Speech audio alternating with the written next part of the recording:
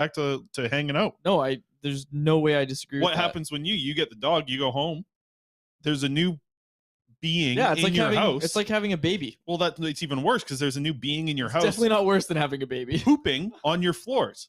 He's not, babies. Though. Babies, you and I have had this conversation like 9 times. I've explained to you that he's already potty trained. Hey, listen. You think he's just going to be taking dumps on the floor? That's what dogs do, man. I'll let you know if that happens, but I don't think it will. Or maybe you won't. You'll just be like, oh, he's a little angel. And then when you get to your house, there's, you got your little Roomba running through. Have you ever seen that happen before? Oh, okay. When the dog lays one down in the living room and the Roomba goes on the automatic run. Yikes, but I'm also not really leaving him alone. The only time time I do it is going to be very prescribed because I want to make sure he doesn't get separation anxiety. But like I work from home. That's it's a good poll question. Would you rather get a dog or get married? That should be a sub poll question. Dominic says, I got married, a puppy, and renovated a house in 1 year. Would not recommend. Which one would you recommend the least, Dominic? Which one's the worst out of those 3? Okay. Can we just move on, please? I got my EP40 shirt today, by the way. Check them out. Are they still available? Yeah, nationgear.ca. I should look these things up for the links in the description of the YouTube chat if you want to get in on that. The EP40 shirts. Quickly, another thing where the link is in the description. I saw Joey Pitt. Oh, you were out of the game last night. I could see your toque. That's right. My Coquitlam Express dummied those Surrey Eagles. I'm wearing my Express toque right now. Those on the podcast obviously can't see it, but yeah, big win. Adam Manji was solid in goal. Lot of saves in that third period. He was fantastic. Really, he got first star of the game. He earned it that game. 2-1 Express victory over the Eagles. And hey, the Express were banged up. Like the Express didn't have their full lineup, and in true Coquitlam fashion, they came out on top. Some other interesting news. Don't get me wrong, that was interesting. Canucks Conversation just passed 4,000 followers on Twitter. Wow. So exciting stuff there. Just happened in the last 17 seconds. So congratulations to that account. And by the way, yesterday was madness, of course. Second show in a row where we've had a trade happen live on air. You told me to shut up during the episode yesterday. But here's the thing. And I said it while you were talking about Arctur Seelov, so you know it was important. It was important. It was. But here's the thing. Yesterday, I think a lot of people would have missed this. Just because maybe they tuned in after the trade happened, or maybe they just went to the podcast, listened to the end. That interview with Lucas Forsell yesterday, I've been telling you, that's the first time you've talked to him, I think. Yep. But I tell you, what a great interview that kid is. And guess what he did today? Canucks Convo bump. Scores again. Can't stop scoring in the SHL, this kid. He's 19 years old. Got the Canucks Convo bump yesterday. Great interview on the show. Goes on the SHL. Now they're going to trade him, right? Well, that's the thing. That's the other thing that happens. He's getting to that point where he's too friendly with this show, and we know what happens to those guys. We'll see what happens with Aiden McDonough. He's been on the show a lot. Adam Gaudette, Jack Rathbone's been on the show a lot. Scratched because he keeps coming on Canucks Convo. One of our better guests, Mikey DiPietro. He was a good guest from the show back in the day. So yeah, now that Forsell's here, listen, he's going to start scoring. He's going to go score goals for the Islanders 7 years from now. So we've never had Tyler Myers on the show. That's someone that's been requested working on times. it. Working on it. Okay, moving right along here. The Canucks, Chris, they are buyers. Now we gave our instant reaction. I didn't even say the important thing. The whole interview, head over to the CanucksArmy YouTube page. It's available there. We're closing in on 800 subscribers. So okay, people don't care. They come to hear the Canucks talk. They don't care about our personal successes. Oh, sorry. The prospects isn't Canucks talk anymore. Anyways, okay. It sucks. Yeah, that's the biggest news is Lucas Forsell came on our show in the last 24 hours. People missed it yesterday. They came here. They saw the episode. They missed if you missed the Lucas Forsell. That's all I said. You're the one dragging this out. Why don't you just... Okay. Anyways. Whole interview, CanucksArmy YouTube. We had our instant reaction on yesterday's show because it came as we were closing out the show. But now that you've had 24 hours, almost, you've had time to think, you've had time to sleep on it, your reaction to the Filip Hronek trade. So I went back and watched my instant reaction to it. And listen, I almost completely agree with everything I said instantly when it happened. The Canucks know what they're doing here. They're going out. They're getting Filip Hronek, who is going to help this team right now. He's going to help them in a retool. It is a steep price to pay. It takes away a lot of their flexibility with what they can do this offseason when it comes to actually acquiring this type of player. So in my eyes, is this the best right D available?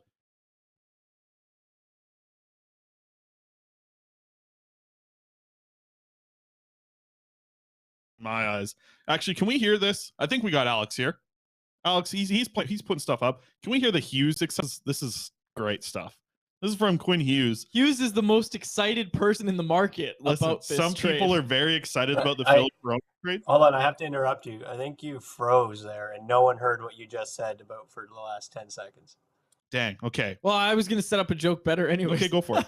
Let's retry. Well, I was going to say, Alex, we'll get the Quinn Hughes audio of Quinn Hughes' excitement, because what I was saying is, Quinn Hughes must be the most excited person about this trade in the market. Here is Quinn Hughes talking about the Canucks acquisition of Filip Hronek, who many expect to be his new defense partner. Your reaction to the trade yesterday and adding Filip Hronek to your back? Yeah, it should be good, and excited for him to get here. Boom. Jeez, and I tell you what, I was there. I the one who got that audio there. Couldn't wipe a smile off that kid's face from that. You can hear it in his voice. So Quinn is very excited. He that's just how he is. Interesting quote at one point. I'm gonna have to go back and get the exact quote, but it was something about like they don't want to be around for a rebuild. Yeah, someone just asked that in the chat. Yeah, I mean that quote wasn't like directly.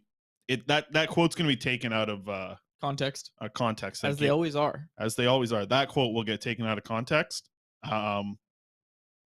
But I mean, he still said those words. He did. Like, he said those words, but I think if you actually watch the full answer, maybe not to that, it's not as bad as just tweeting out that quote. I think context is very big with the way that quote was said. But let's get into it. Now that you mentioned it, we've had some time. I think that's where I want to start, is the timing of it, obviously. I think the timing of this trade makes no sense to me. To acquire this player felt like an off-season move. And why didn't they just wait till the offseason to make this move? Right? Like, I guess at that point, like, you're like, okay, well, we're getting an RFA who's expiring this year. Is that just smart general managing by Steve Yzerman to be like, hey, if we just do this now, like, they're into it. The Canucks want this. They want this right deal. Let's just do this now. And they probably aren't even thinking like, hey, we're basically just acquiring an RFA defenseman who we're about to have to pay a lot of money if he does good with the Vancouver Canucks next season. Which you anticipate he will. Which you do, because listen, Luke Hughes, or not Luke Hughes, I always mix that up when I say that. Luke Shen comes in, plays with Quinn Hughes, looks really good. Noah Juleson, well, he hasn't looked as great. But Ethan Bear comes over here, he looks pretty good. Like, you're going to play with Quinn Hughes, that he's going to make things very easy for you as his defense partner. Filip Hronek doesn't really need a partner to make things easy for him. He's a guy who can do a lot of good things on his own. So when these two start playing together, yeah, I have no doubt that they're going to be a much better pairing. It's probably the best partner that Quinn Hughes has had. You could argue Chris Tanev, like when they were in their prime and Tanev was doing his thing, like the fit was probably a little bit better with how Tanev played and was able to just make that, first pass out of your own zone, but really always be there on the back end when transition comes back from the other team. You knew that Chris Tanev was always going to be there. It'll be interesting to watch these two play. It's a very new age top pairing in the NHL, I think, the way that they play. Can we get the wins against replacement up here? The Hronek War, the wins against replacement. Did you see this tweet going around yesterday? Wins against replacement, one of these advanced statistics, takes a lot of things into it. Quinn Hughes is one of the top 10. Let's get the tweet up here. So Quinn Hughes is fourth in the NHL out of defensemen for wins against replacement with a 2.8. Filip Hronek right behind him.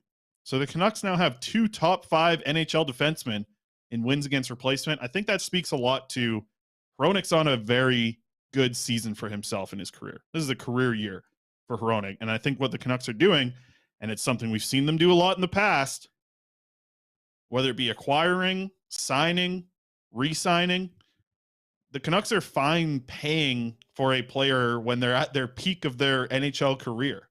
Buy high, sell low, baby. It is a very much, listen, when you're buying, you cannot consistently buy high.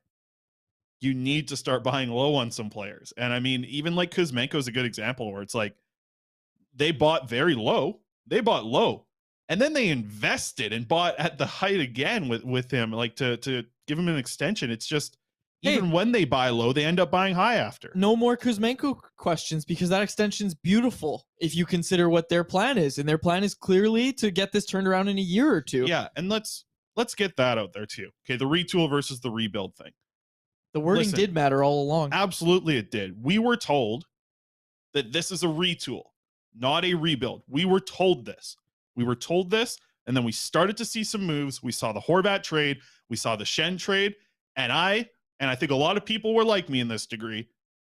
We got excited. We got excited because a rebuild was a path that they were at least going down. They just took a very hard right turn, and they are not going there. But let's hear Jim Rutherford, right? Because let's go back to this. This is Jim Rutherford's press conference. This is the day that Tanner Pearson was announced with the injury here. Alex, can we hear the Rutherford talking about a retool? I think my question is in here too. Let's hear this. Rutherford talking about the retool, not a rebuild. Jim, I think coming into the season, the expectations were for this team to get into the playoffs. Is what we kind of heard up to this point. We heard about building and building and building. Has that plan changed quite a bit? And is this team still building or looking towards a rebuild when you talk about these major surgeries? We're not looking towards a rebuild. I'd rather call it a retool. My preference is when we make these deals is not necessarily for draft picks that may come in and help the team, 4 years from now, 5 years from now. I'd prefer to get younger NHL players that maybe didn't work out in their entry-level contract and, bring them in, give them a second chance. We'll still try to acquire some draft picks, but we have to go about this in a way that it's not a long-term rebuild, okay? And I think we can do that. I mean, they're doing it. He thinks they can do it. They're doing it. Now we wait. And again, Canucks fans, I get it. They have trust issues because this is what the last regime did, and they did it very poorly. Like, Cody Severson just wrote something for Canucks Army. It's up right now, literally posted minutes before we recorded this. The Canucks are drafting more. They have more picks in the first 2 rounds of this draft or whatever than like 3 teams, I think, or 4, and they're all contenders. And in draft history, most recent years, they've drafted the same amount as a bunch of these contending teams, but they haven't had any team success, and that's where the problem comes in for Canucks fans. It's like because they need to rebuild. You know what it feels like? This is what it feels like. It feels like you're at the end of a chess game, and the Canucks are the king, and you're just moving it one spot around to avoid getting checkmate. And it's like, yeah, you can keep doing that for a long time, but eventually they're going to checkmate you, and you should rebuild. But at this point, it's just like the king's just moving around slowly, and they're just waiting for the rebuild to happen. But it's like your king's going to need to go down for the rebuild to actually happen. And maybe that king is just Elias Pettersson in the end, right? Like, because that's the way things are leading up with the retool. I don't think this Canucks team has enough to retool. Like, I don't think they do. Their prospect pool is too weak. They don't have their draft picks. They looked like they were about to be at that point. And heck, if they would have just rolled into this draft and actually started making retool moves next year, like next trade deadline, and do a move like this, I would understand it more. The timing would make more sense. We've talked about how many times the Montreal Canadiens, their situation and how they did something similar. And I brought this up. Very, very similar instance with Kirby Dach, right? That's a young center. You go get a right-handed defenseman, a young one, relatively. He's 25 years old, and Filip Hronek. Someone that you believe in as an organization. I understand where the team is coming from. I don't know if this was the right target or if this was the right time. You look at the offseason, right? Like, go find the next, like Devon Taves. Anybody. Like, Sam Girard is another good example of someone who might be available. The cap's going to go up, what, $1 million? There's going to be all of these cap problems again next year. There's going to be all of these cap problems in the offseason again. You're going to have more options in the offseason. The timing didn't make sense, but here's the thing, man.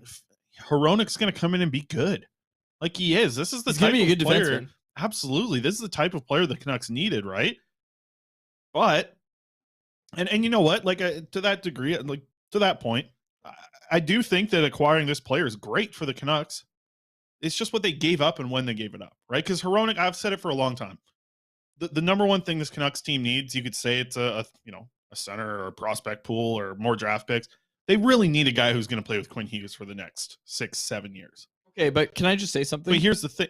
Yeah, quickly, let me finish my thought here. With that, you need this to work out. Like, Hronek needs to be the right partner for Quinn Hughes. Like, he needs to be the right partner unless there's more, and maybe there's more, right? Like, maybe there's more. Maybe there's a reason why we haven't had a media availability from Patrick Allvin yesterday after this big trade that a lot of people in the market wanted to hear some clarity on why this is the direction they're taking. Or maybe there's something, and we didn't get Patrick Allvin today. Requests have been made. A lot of requests have been made. I can guarantee one's been made. I just know that, like, there needs to be something to follow this up for it to make sense, because right now it doesn't make sense. And that's why I want to wait till the deadline before we make sweeping judgments. But what I want to say, right, like, again, Jesse Town brought up in the chat, maybe Jake Livingstone comes in, plays with Hughes, and then you have Hronek in your top 4 still, but he's playing with someone else. Let me talk about this for a second. Okay. I heard from 2 agents yesterday with high-end NCAA free agents. What the Canucks did yesterday, trading with Hronek, did affect the way that players are going to look at the Vancouver Canucks, specifically the right D market. Yep. Okay. When agents, what they're doing right now with these NCAA guys, because think about it, these NCAA guys, and this is what I heard from conversations yesterday, these NCAA players, what's going on in their mind right now? They are just trying to play hockey, man. They're about to hit playoff runs in what is likely their final NCAA season. That's what they're focused on. They're not looking at the trade deadline and really picking and choosing. That's the agent's job. The agent's job is to set his client up for the best chance of seeing where they can have some success at the pro level, and not just the pro level, but the NHL level. So when you looked at the Vancouver Canucks and you thought, hey, I'm Jake Livingstone and I'm looking at the Vancouver Canucks as a spot where I could go play with Quinn Hughes. That's great. What does that look like now with Filip Hronek here? Definitely a lesser of a chance that he's going to play with Quinn Hughes. Sam Malinsky, the other right shot defenseman that I think the Canucks are on. He looks at that. They added a right shot defenseman. What do they do at the deadline here? It doesn't affect really what these players are viewing things, but I'll tell you what, it's changing the agent's mind. That's for sure. The agents are the one who are doing the work here to see what's the best spot for their client to go to. And the Canucks' position to be able to pick up a right shot defenseman, it's still good. Don't get me wrong. Like, I do think that they're still better than a lot of other teams. There's still holes on the right side. Yeah, to be able to give ice time to a guy at the NHL. The Canucks are still in a good spot of that. But I tell you what, they didn't get any better in the view of these free agents coming out of college yesterday by making this trade. They didn't give themselves a better chance of landing Jake Livingstone by making that trade. They didn't have a better chance of landing, Sam Malinsky because they made that trade. They gave themselves a worse chance of landing these guys. I'm going to say something and sum this up because I don't like repeating myself. I don't like repeating talking points that have been said by every single talking head in the media here. The way I look at this, and I'll put it as simple and as unbiased as possible, is you have to ask yourself why Steve Yzerman, with his team 5 points out of a playoff spot, was willing to sell Tyler Bertuzzi for a first and a fourth to the Boston Bruins. Why he was willing to sell Filip Hronek, their top defenseman, not named Moritz Seider. They're kind of competing, but Moritz Seider's clearly going to pass Hronek. Why he was willing to trade that defenseman with his team, again, 5 points out of a playoff spot for a first and second round pick. That team is sellers. The Canucks, in 27th place by points percentage, were buyers. Yeah, that's crazy. That's all it comes down to is Steve Yzerman, the guy who built the Tampa Bay Lightning into basically what they are today, right, is trying to do the same thing for Detroit. He is trying to win the Detroit Red Wings a Stanley Cup. The Canucks, quite simply put, aren't looking to do the same thing. Now, I understand the Canucks situation is a little more complicated, right? Like, it is. It is a little bit more complicated. The Red Wings have Dylan Larkin. The Canucks have Elias Pettersson and Quinn Hughes that they're concerned with, right? And this idea of, okay, well, we don't want to go through a long rebuild. You could have your retool, and you could have just waited a little bit longer. Like, I think one draft where you had those picks, right, probably helps you big time in that retooling effort. I think all it comes down to is Hronek's good, but how good are the Canucks as a result of this trade long term? It's a JT Miller thing again. It is, exactly. It's timing, and to me, it's like, this is what the Canucks now, they pulled their slingshot back a little bit, but they have to let it go now soon, right? Like they've only got it back 2-3 inches. This slingshot's not going to go anywhere. What Steve Yzerman did, who's closer, his slingshot was already pulled back even more. He just was like, well, I'm going to go add 2 first-round picks back-to-back days. He just pulled that slingshot way back and was like, hey, when I'm ready to let this thing go, I'm going to let this thing go, and I'm going to trade prospects. I'm going to trade draft picks. I'm going to do a really good job of making this team transition from a rebuild to a retool. And Yzerman and the Red Wings are just going to blow by a lot of teams in the NHL with the assets that they have. I'm not trying to sound mean or pessimistic, and I really do look, we got a lot of hardcore, diehard listeners, but we wrote about this at Canucks Army, and it just kind of remains true with their roster construction. I'm not saying this in any sort of spite. I'm not saying it to try to be edgy or anything like that, but this is a team that's built for casual fans. It's true. It has been since after 2011. They're aiming to please casual fans, and they're trying very, very hard. Go look at the Facebook comment section on Canucks Army of this trade.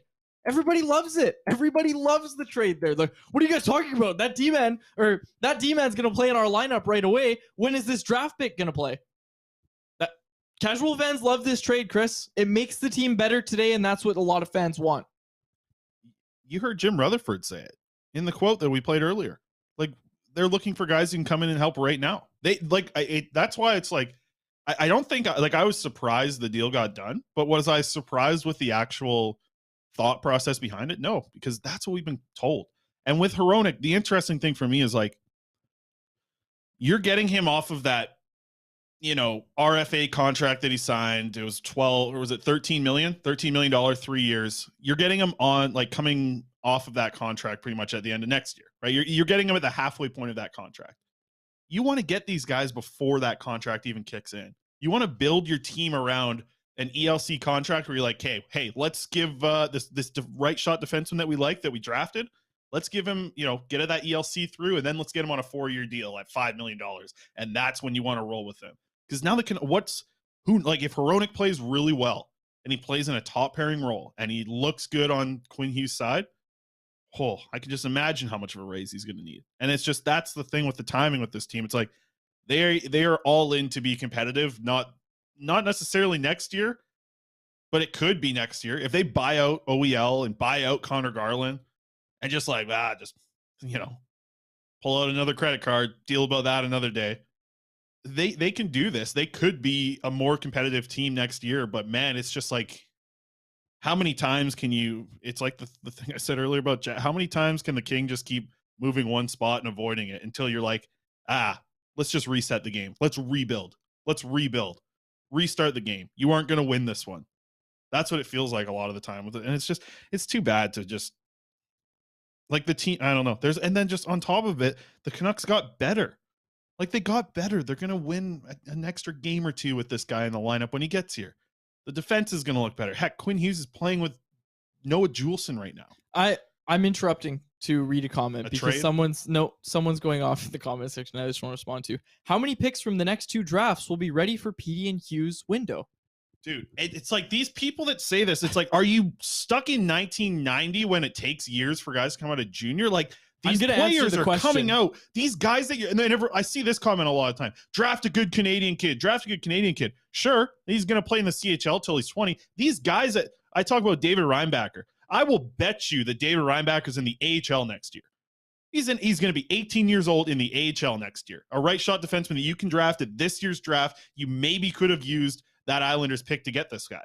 That guy's going to be in the AHL next year, playing so close to the NHL. Look at what the Devils are doing with their defensemen that they're drafting, getting these guys into the AHL. These Europeans, a lot of them, aside from the Swedish guys, a lot of them want to come over and play in the AHL their next season after they get drafted because they're with the team. They're developing. There's a lot of hype. Fans love them in the AHL because they're their top-end prospects. Man, these guys are coming quick. Like, it's very different. I don't think you're waiting 5 years for a first-round pick to develop anymore. That's wild to me. Okay, so I'm answering the question because Cody just wrote about it at Canucks Army. So to actually answer the question, first round, 14 players taken. This is the Canucks' current roster, okay? The Canucks have 14 players taken in the first round. 3 of them made their NHL debut in their D1 year, so the year after they were drafted.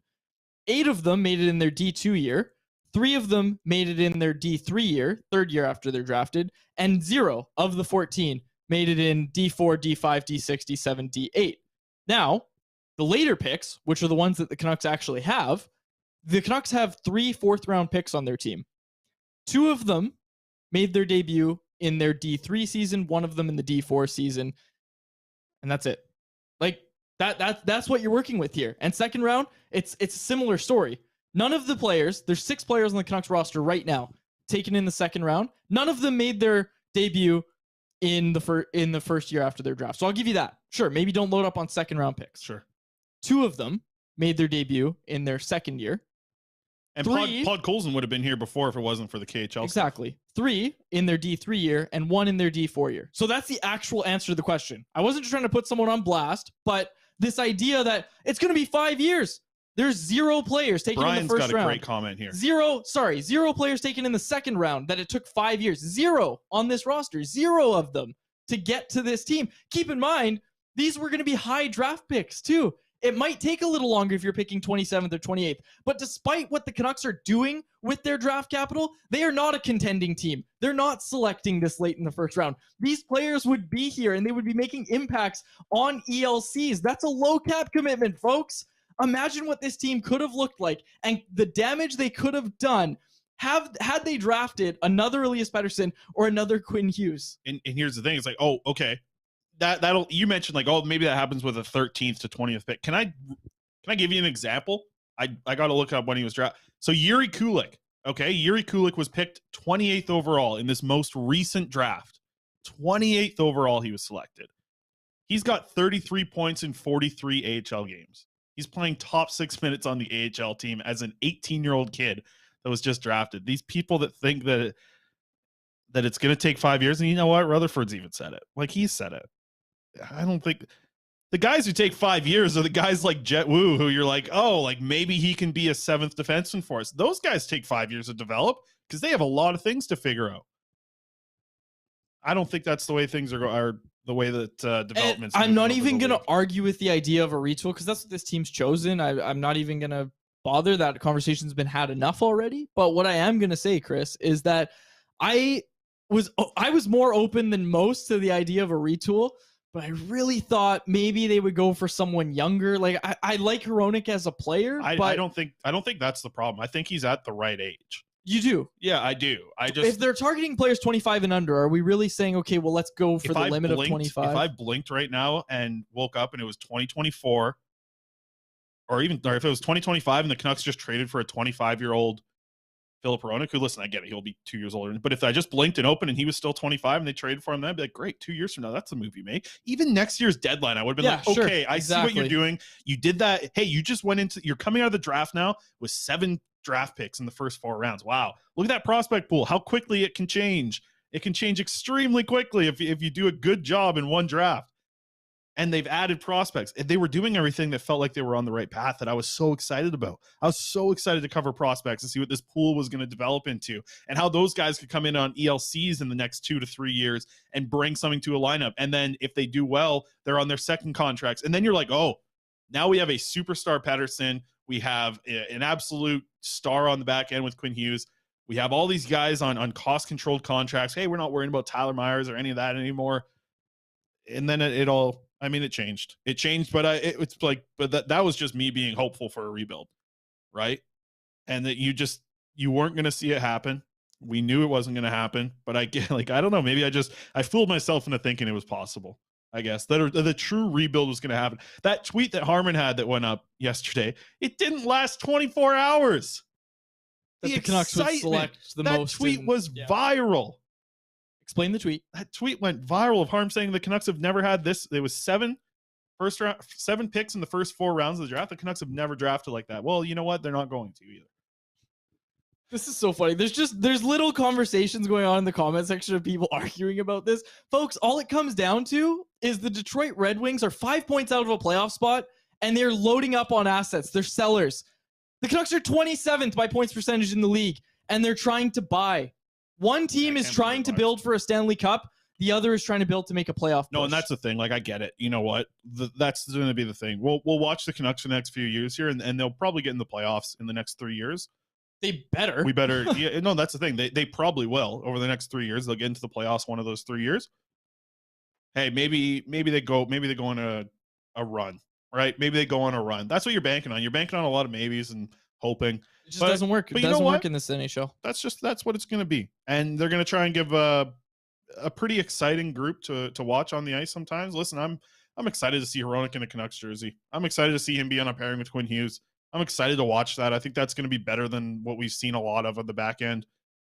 I'm excited to see that. And if I was just somebody who went to the game a few times a month or, watches half of them on TV, not all of them, but you watch half of them on TV. If you're just that and you're like, oh, Look at this Hronek guy. He's got a bomb from the point, just like Rick Tocchet was talking about.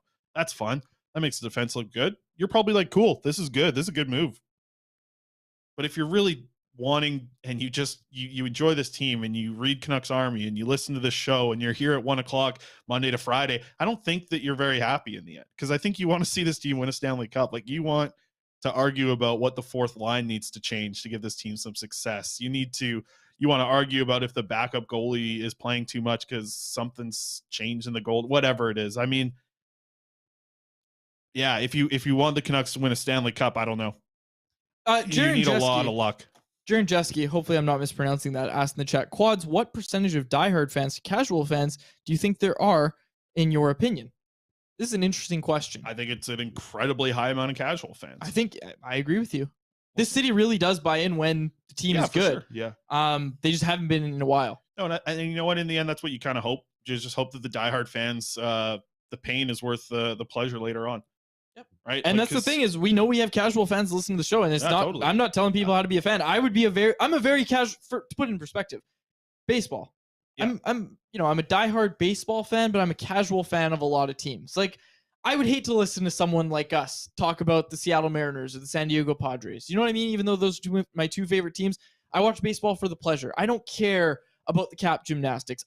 Look, it's not my money. I saw Yu Darvish got signed till he's 42 at 36 years old, and I'm like, wow, that's probably going to age poorly, but who cares? Who cares, right? Yeah. So if that's how you want to enjoy the team, hey, I'm not going to say that's a bad idea. You're probably going to watch more wins down the stretch than you are this year, and that's a good thing, right? So, and not down the stretch this year, excuse me. I mean in future years. I know down the stretch this year isn't a good thing. I know the casual fans have even bought on with that. Yeah, I just think,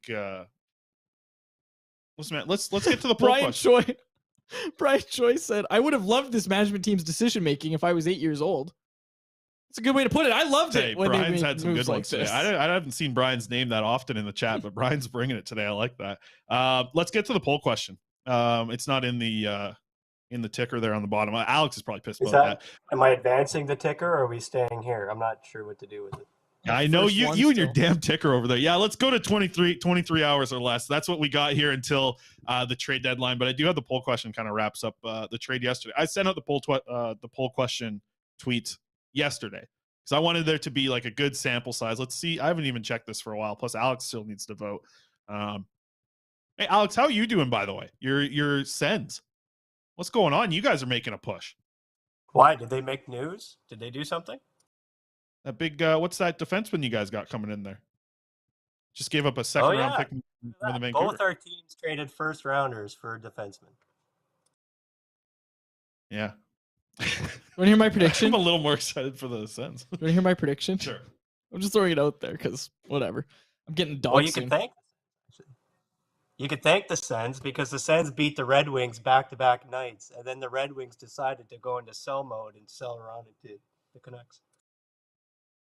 So this is who's to blame. Salt in the wound. Yeah, what the heck's going on? Okay, here's my prediction, Chris. I'm just gonna throw this out there. My prediction. Someone asked me this today, like, the Canucks wouldn't trade their pick, right? Like their pick in this year's draft, because that could land them Connor Bedard. Look, we've heard that they're still going to be active. I threw it out to you off air. I'm saying it on air. My prediction is that the Canucks trade that pick and either put top 10 or top 5 protection on it, so that they still make the pick and then it diverts to 2024, which would just be a disaster. But I'm going to predict that they move that pick, but protect it so that if it's top 10, because it's a loaded top 10, Chris. They can't, man. If they were they? No, it'd be wild if they were in the position that the Red Wings are in the standings, maybe. But I don't know.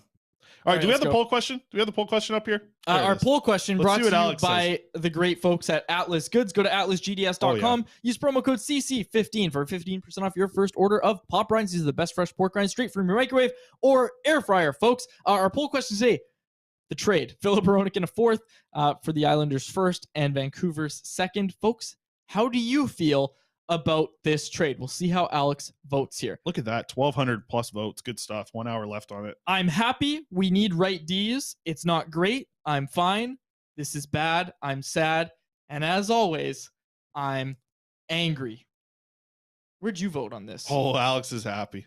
Okay, so Alex went, I'm happy we need right D's. Actually, voting as a Sens fan. Alex, just from you're not here in Vancouver. We're not going to make you as like the Sens insider either, but just from like a league-wide view, How do you view this trade? Because we might just be in a little bit of a cycle here, but the Canucks traded a first-round pick of the Islanders that is unprotected next year if they end up keeping it this year, a second-round pick of their own, which is likely to be a top 40 pick in this year's draft, which is very deep at forward. They get back Hronek, who's 25, and a fourth-round pick. From just like a league-wide point of view, you've produced a lot of shows over the last 24 hours, Alex.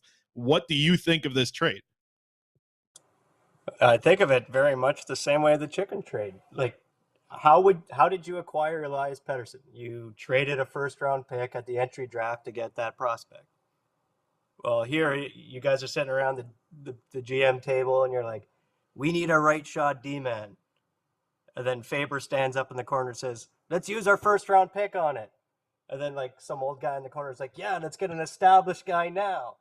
And they went and did that. They just traded their first for their D-man, and they bought with some certainty, right? So you pay the second for a fourth swap, means you've paid 2 rounds to buy that certainty that first-round pick won't flop because your scouting department has told you that this player is good and he's going to do what he needs to do for your team and they want to do a retool. They were very clear on that. I mean, it was, and that same thing with the Chychrun trade. The Chychrun trade, they switched a first for Chychrun, and that's what it cost in the draft to acquire that guy anyway. So it is interesting though, because I think both of these players have term after. What's Chychrun got? 2 years after this one? Do you know, Alex? Yeah.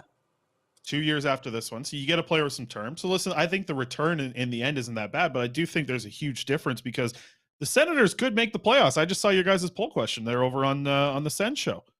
Are they, 80% of people saying that they're going to make the playoffs. What percent of Canucks fans think they're going to make it even this year or next year? I bet it would be less than 8 than what we saw in the Sens chat, and then it's like after that, you're paying this defenseman now more money. I think that's the question. It's about the timing. Like the timing makes more sense for the Sens, and they got this guy for a couple more years. I think that's even a bigger boost than just acquiring that player for a rental, because that's not what it is here. I think the Sens trade actually makes so much more sense than the Vancouver Canucks trade. Yeah. I think we have to wait till after Friday because I think something's coming. It's almost time for us to close out the show, so something else might be coming today. Okay, let's get odds and ends. I got a bunch of stuff here. You got a bunch? Okay. Well, yeah, go ahead then. Well, no, wrap it up. What do you got here? Well, I was just going to say our first poll question after the trade deadline needs to be, will the Canucks make the playoffs next year? Okay, and I'll remind me to do the guest tomorrow. We got a big guest tomorrow on the show. Tomorrow, excited for that one. I'm not here for that. I know, but remind me you got one job to do here. Harmon's job. No, Harmon's not the guest. Harmon's in here regularly. Okay, let's go. Lucas Forsell, what did he do yesterday? I didn't even read the results. What did he do yesterday? You started asking about Chychrun. It's fine. People get it. They can go over. What did he do yesterday? He came on our show, Lucas Forsell. What does he do today? Scores a goal. 37% of people saying they are angry about the Hronek trade. 25% saying 26, saying this is bad. I'm sad. 25% saying it's not great, but I'm fine. 12% of folks saying I'm happy. We need right defensemen. Okay, continue with your little Lucas Forsell stuff. That's the first time I'm angry one, I think. Yeah, it might be actually.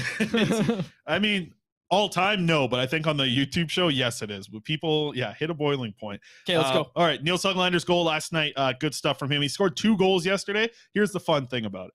We're going to watch this. We're going to watch the first one here where Nils Höglander comes in, breakaway, makes a move to the backhand, scores a goal. Nice little goal for Nils Höglander. And like I said, he ends up scoring 2 on the night. This is a bad replay. Who tweeted this out here? This is me. I tweeted this out, didn't I? Damn it. Okay, so yeah. Nils Höglander, a little bit of a transition breakaway here comes. He ends up scoring a beautiful goal, moving it to the backhand and scoring just a pretty one. Mark Gatcomb on the assist for Nils Höglander down there. That's the stuff you like to see. But it wasn't just that. He ends up scoring basically the exact same goal right after that, where he picks off the puck on his own, skates in, leans into the defender. Just a lot of really good stuff from Nils Höglander. And then let's get the final one up here. Jack Rathbone taking some anger out on this slap shot goal that he scored last night. So 3 goals from the Abbotsford Canucks. You got 2 from Höglander. You got 1 from Rathbone. Rathbone absolutely hammered this thing. He hit it so hard it might shake Aiden McDonough's hand and get him to sign a contract with the Canucks. That's how hard he hit this shot. We'll see what happens. McDonough is going to be 2 weeks or a few weeks here until maybe a month until we know what's happening with McDonough. So okay, anything else or Betway? So Abbotsford, they win big game 3-2 yesterday. Guests tomorrow from the Abbotsford Canucks. Jeremy Colton going to join the show. He'll be with Harmon. I don't know. I mean, do we talk trade deadline with the coach of the Abbotsford Canucks? Maybe. We'll see what happens. We'll have Jeremy Colton tomorrow, though. So good stuff. And excited for that. Always a good guest. We've had him on the show in the past before. He's a great guest. Okay. Betway. Let's go. Betway. Let's do this. Let's get up. You got to go. Trade's coming down here in 3 minutes here anyways. Show's got to wrap up. What's our bets of the day? Do we got it in there? Nope. Alex, I can hear you clicking away over there, Alex. Don't you have him? I might have him somewhere here. Betway bets of the day. Oh, you know what? I'll just do it off the top of my head. I don't know the odds here. Either or of Andrei Kuzmenko or Anthony Beauvillier to score a goal in tonight's game. I believe that's at minus 167. You can also go check out the Betway bets of the day over at Canucks Army. Yep. So that's the bet. Either or. I like the either ors. You hit the either or. That's what it is.